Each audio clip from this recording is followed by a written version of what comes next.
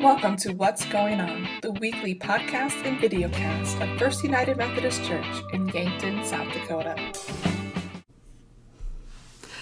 Hi, and welcome to this week's episode of What's Going On. I'm Pastor Katie here at Yankton First United Methodist Church, and I'm so glad you joined me for this episode. Today, I'm going to kind of do something a little different. I think I say that all the time, but we're going to talk a little bit about our sermon series, but then I want to dive into what's been going on in the life of the church because things are happening. And as I started to think about it, I realized just how many things are going on in the church. And perhaps if you haven't been here in worship in a little while, you might not be aware of all the things that we're doing that you can be a part of. And so I want to spend the majority of today kind of lifting some of those things up and talking about how we live into being the church. And I'm so excited about it. But first, I do want to take just a moment. This week's sermon, which was called When Depression Hits, part of our series on Soul Reset, based on the book by Junius Dotson. And in the book, Junius shares his own experience of depression and kind of being spiritually burnt out and what that did to him. And so in the sermon, if you haven't listened to it already, I share my own story of depression, which I have to say was kind of a hard thing for me to do. I haven't really talked about it a lot. It's not something I'm terribly open about. Not that I'm ashamed of it now, but it is a hard thing to talk about. And so I just want to, say thank you to everyone who was very kind after the services on Sunday. I'm doing okay. I think that was one of the things that maybe I felt like I should have made a little more clear, is that the bout of depression that I was talking about happened years ago. It's not that I don't still deal with symptoms of anxiety and depression from time to time. It's not that I'm not more susceptible to it since I've been through it. But that experience is not something that I currently live with. And so I just kind of want to make that clear. I'm doing okay. But I really felt like it was an important thing to talk about. Someone said after the service that they had been a Methodist their entire life and they had never heard anyone talk in a sermon about mental health. And for me, that was why I did it. That was why I chose to share. That was part of the reason I was so drawn to this series, was because it's been a reality in my own life. And it was one of those things that, I never really heard talked about. And,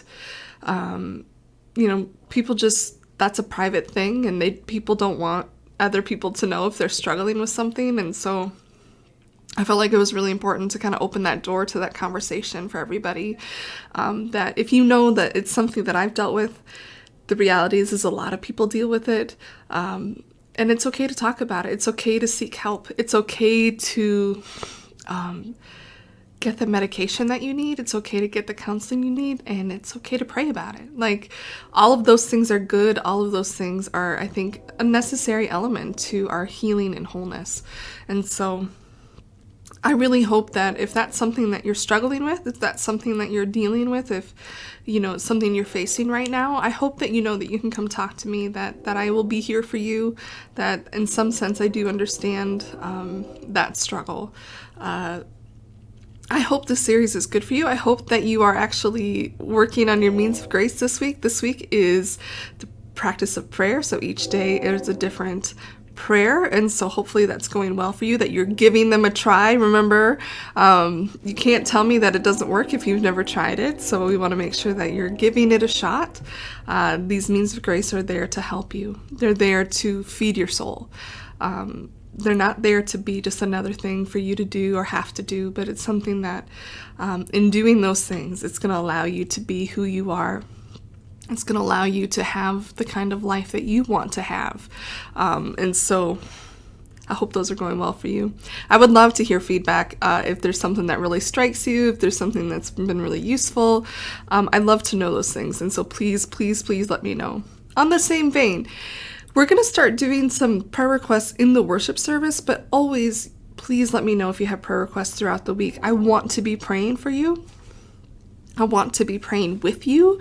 And if I know specifically how I can do that, that's just even better. And so just know that I think sometimes people are afraid that they're bothering me or something. You're not. It is literally my job. And I want you to let me do my job, which is to love and support and care for you spiritually. And so let me do that by sharing what's going on and sharing how I can help. So just keep that in mind. And don't ever think that you are bothering me, because that is certainly not the case. All right, so that's kind of my little spiel. We're going to continue on with the Soul Reset series. Again, each week we're going to be looking at a different means of grace. And just know that I'm going to be asking in the service, how's it going? How's it going with those? Are you giving them a try? If you need more than one insert, or if you missed worship but you want that insert, let us know. We can get that to you. Maybe we can even put it in the email. I'll work and see what we can do with that. So this coming Sunday, we have two very exciting things that are happening. One is Hat Sunday, which I love any sort of gimmick. Is gimmick the right word? But I love any sort of opportunity when we get to have a little fun. If I get to dress up, perfect. If I get to, like having people wear red on Pentecost, I love it. Having people wear school colors when it's homecoming, so this Hat Sunday is right up my alley. And so I am really excited and hope that you guys come full bore with the most elaborate hat that you have, or your favorite hat, or, just that it has a story. And so that, when someone says, oh, I like your hat, you can be like, oh, well, I got this hat at this place, or doing this thing. I just love that kind of stuff. But also it reminds us for UV awareness. As someone who was born a redhead, who does not tan whatsoever, I only freckle, I am very aware of what the sun can do to our skin. My father has had melanoma removed from his arm. I've had friends who've had skin cancer. It's no laughing matter. It's no joke. And so I do want you to be aware and be taking care of yourself throughout the summer, making sure that you're using that sunscreen, that you're wearing those big hats, that you're being mindful of your exposure in the sun. And what a perfect day to do that, to make sure you have your hat as we go outside for our potluck picnic, which, I love a good potluck. I love a good potluck. And so I'm so excited just to have some time of fellowship. I've really been thinking of this second year in ministry here at Yankton as my first year, and getting to do some of the things that I really would have wanted to do last summer, we're doing this summer. And so we're doing the pastries at the parsonage. This Wednesday, this week, is filled up, but there's still openings for next week if you'd like to come. It's a great way for me to make sure my house is clean, and a great excuse for me to do some baking. I love to bake. It's one of my favorite hobbies, and I don't get to do it very often. But that, along with the picnic, are things that we're doing just for some fellowship opportunity, just for some getting to know each other a little bit better. It's been wonderful getting to see more people. I think every week we have people who are coming back into the building for the first time in quite a while. And so it's just such a time to celebrate, really. And so, yeah, we're going to do some of these more fellowship type things for a while, just again, so we kind of get reconnected with each other, and I can get connected with you, which is such a joy for me. And so I am looking forward to this potluck. You have no idea how much I love potlucks, how much I love getting to try all these different things. I will be honest though, don't take it personally that if you make something like potato salad, I'm probably not going to eat it just because I don't eat things with mayonnaise and mustard. I'm very strange. I'm very weird. My husband called me un-American at one point because of it. But that's just my weird taste buds. So please don't take that person. Bring it for other people because other people love it. But just know that if you don't see it on my plate, that's why. But I am looking forward to that, and just getting to spend some time with all of you, and letting the kids get to play on the playground. And hopefully we have some really wonderful weather for that. So I'm just, pumped about it. And then looking ahead, and this is probably the thing I want to spend a little bit of time on, is our Habitat for Humanity faith build. This coming Sunday, Mary Holsworth, who is the president of Habitat for Humanity here in Yankton County, and she's a member of our church. She's on trustees. She's amazing. She's going to be coming to share a little bit more about what Habitat for Humanity does. She's going to share a little bit more about the family that is going to be working alongside of us as we build this house. That's going to be their house, a little bit of their story, along with how and what they have to do to qualify to be a Habitat family. That it's not just, you pluck someone off the street and, hey, do you want a house? There's a lot that goes into it. And so she's going to be sharing a little bit more about the people that we have an opportunity to help serve. And Christ tells us that we are to love our neighbors and to serve, live our lives in service. And this is our opportunity as a church to come together and do something for our neighbors. And I think it's just a wonderful opportunity. They've given us kind of a lot of ways in which we can serve, through prayer, through food, through actually being on site and doing some construction. We've got some ideas that are going for our children and youth ministries to help get them plugged in. There's going to be some items that the family is going to need. Currently, I believe the family, as long as they've been in the United States, they have not lived anywhere larger than a 2-bedroom apartment, and they're going to be having a house. And there's a lot of stuff that you need to fill a house. I remember because when I came from Chicago, when I was at seminary, I'd lived in Milbank before in the smallest 1-bedroom apartment I think you've probably ever seen. And then I went to Chicago and then shared a 1-bedroom apartment with a roommate, and I slept in the living room. I went from that to having a house by myself. And I remember, I just don't have stuff to fill this house. I remember just trying to find a bed or something to put in a room just to be at least there's something in there now. So this family is going to need different items, different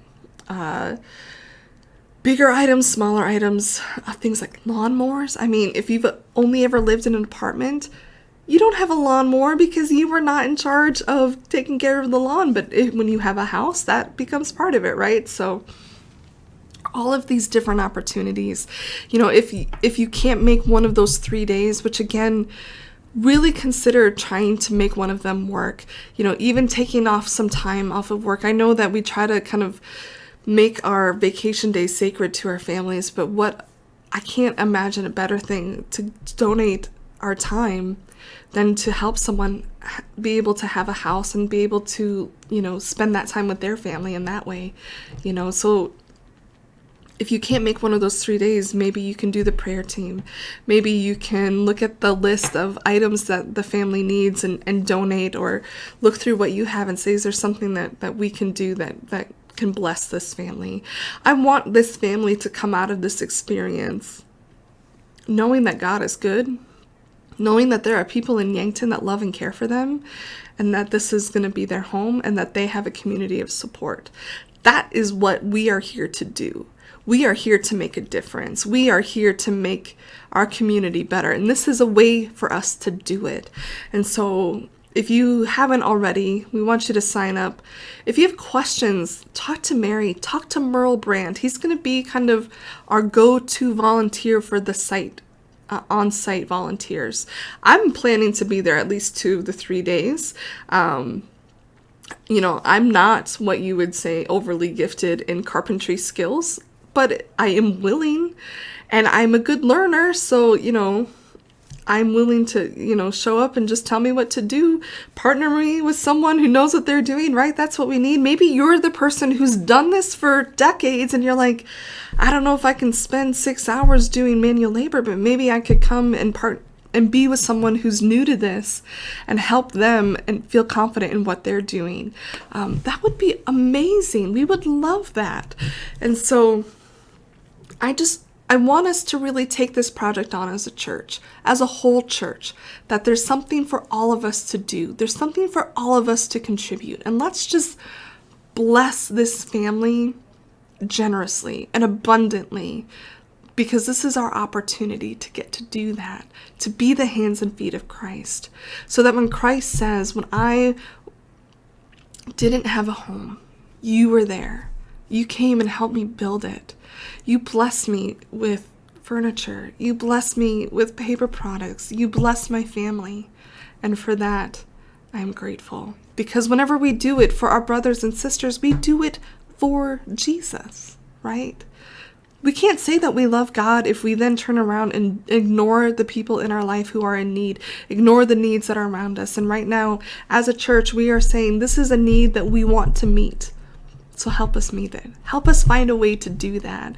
And I'm so excited about it. So make sure you come this Sunday to hear more about that awesome family, that we get the opportunity to be a part of their story, be a part of their life. And I'm so excited for it. So that, and again, the dates for the actual volunteer days are the last 3 days in July, the 29th, the 30th, and the 31st. So it's a Thursday, Friday, Saturday. The work days go from I think 8 to 3 or 8:30 to 3, something like that.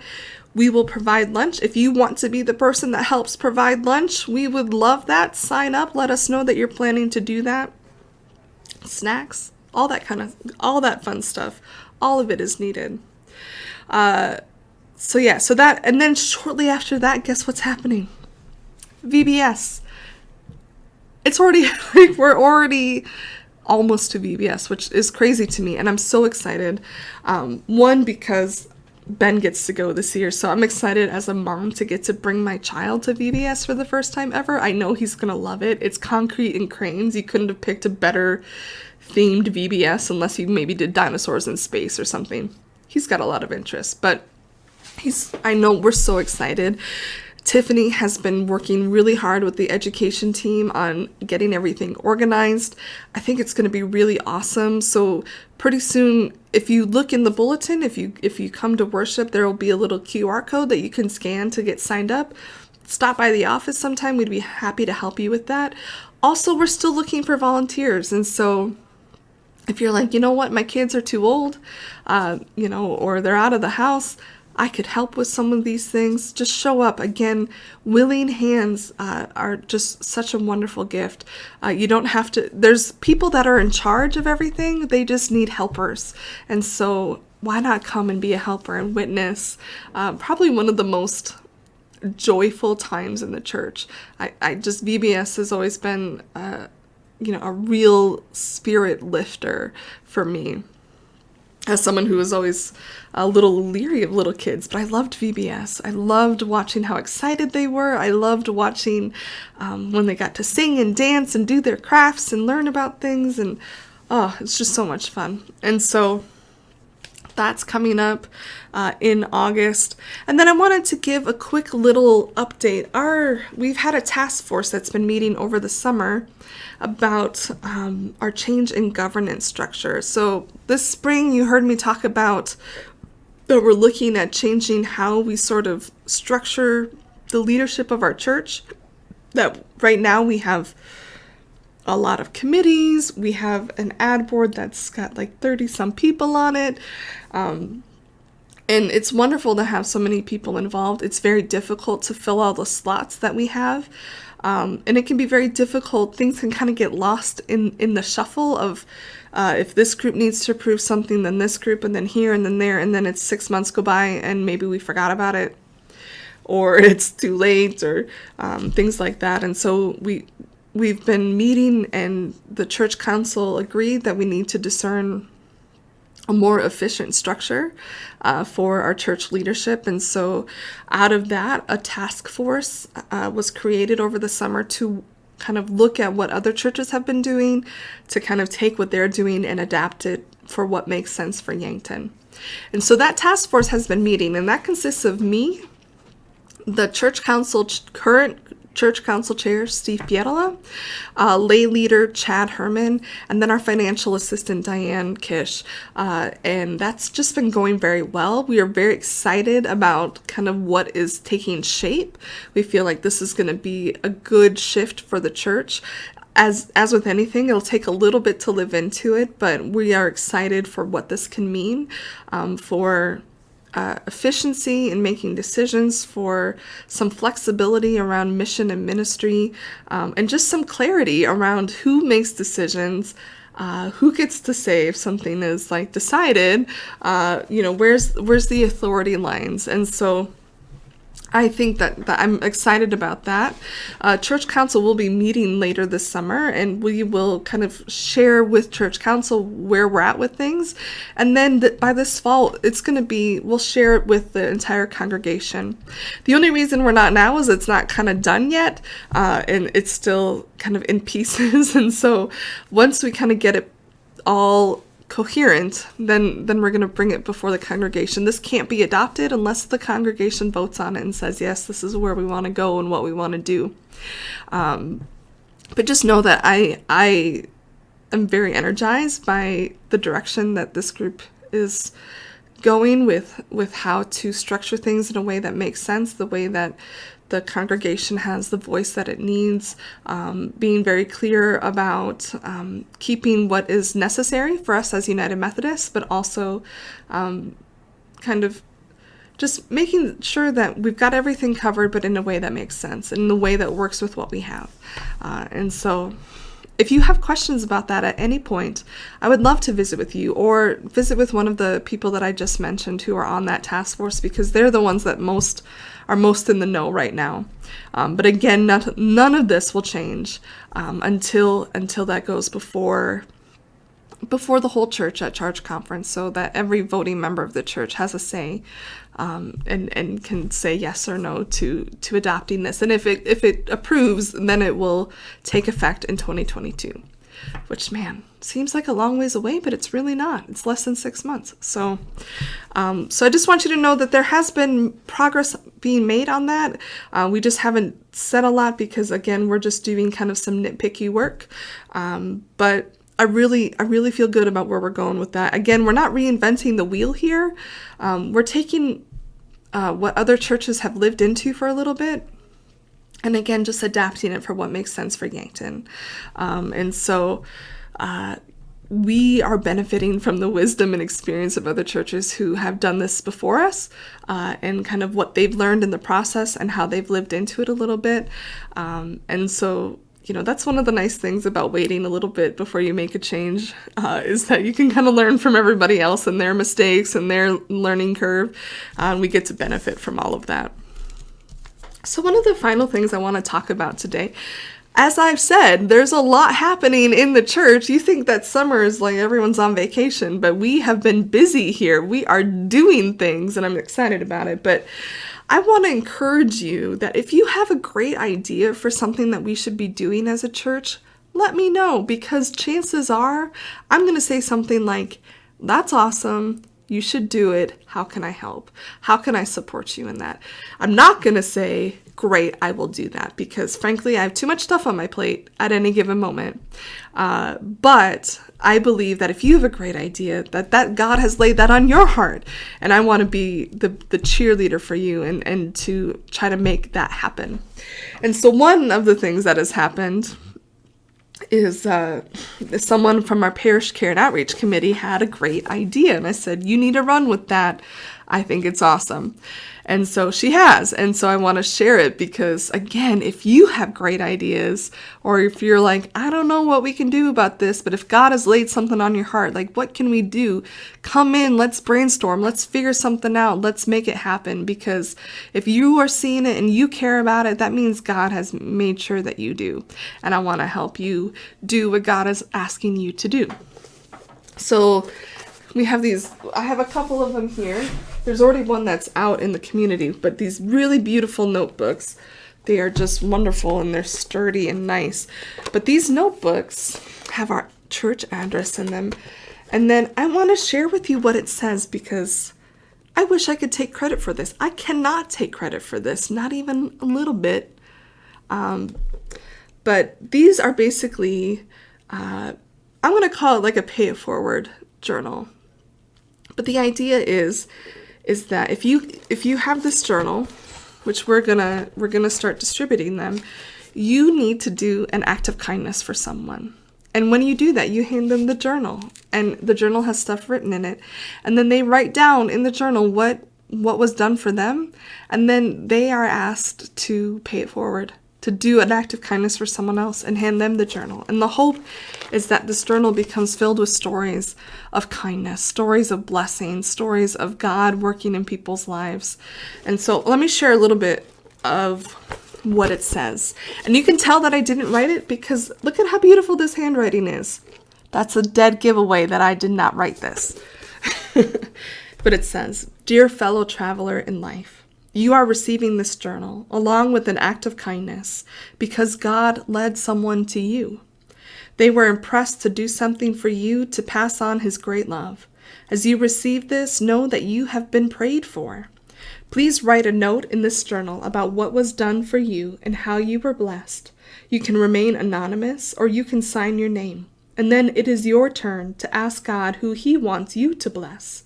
This is the magnificent wonder of who God is. He knows our needs and uses us to be his hands and feet in this world. Your act can be done to a complete stranger, or it can be done to someone you know. It can be as simple as homemade cookies for your neighbor, visiting a shut-in, a thank you gift for a police officer or healthcare worker. The possibilities are endless. You can honor someone in your life and let them know how they matter to you. This act of kindness does not need to involve money. Providing yard work or running errands, watching a busy mother's children for a few hours are activities that can be a blessing to others. Just know that if you ask God for his direction, you cannot go wrong. Leave this journal with the recipient of your act of kindness so that they can write how they were blessed and pass it on. If you receive this and are unable to pass it on, please drop it off at the First United Methodist Church in Yankton, and we will continue its journey. Our prayer is that God's amazing love will become evident through our actions and that we can be a blessing to this community. We are honored to pass on Christ's love." Is this not the coolest idea you've ever heard? It is pretty awesome. So one of these is already at the hospital with a gift basket for a new mother. So when a new mother gives birth, and it's ideally for a new mother who has older children, for the older children, because it's a hard thing for older siblings when there's a new baby who gets all the attention. And so there's already one of these waiting to be a blessing to someone. So we've got two more that'll be getting started. So if you happen to run across it, maybe if someone chooses to bless you, I hope that you kind of find out about these throughout. But our hope is that it spreads throughout the community. It doesn't need to be a member of our church. It doesn't even really need to be in Yankton, but our hope is that it just encourages people to spread kindness, to spread joy, to spread God's love in people's lives. And so I'm really excited about that. That's a little simple thing that someone came up with to spread some joy and love in the world. And it's so great. It's so great. And so, what good ideas do you have? What things is God laying on your heart? I want to know. I want to highlight different things that our church members are doing. I was so excited to see we were running. We had someone do the Rockathon for the senior citizens. There's just so many great things that the people of our church are doing. If you have ideas, if you have things that could help our church, that could help our community, or if you see something and you're like, I don't know exactly what to do to help, come, let's brainstorm that together. Let's find a way to be Christ's hands and feet. That's what we are here to do.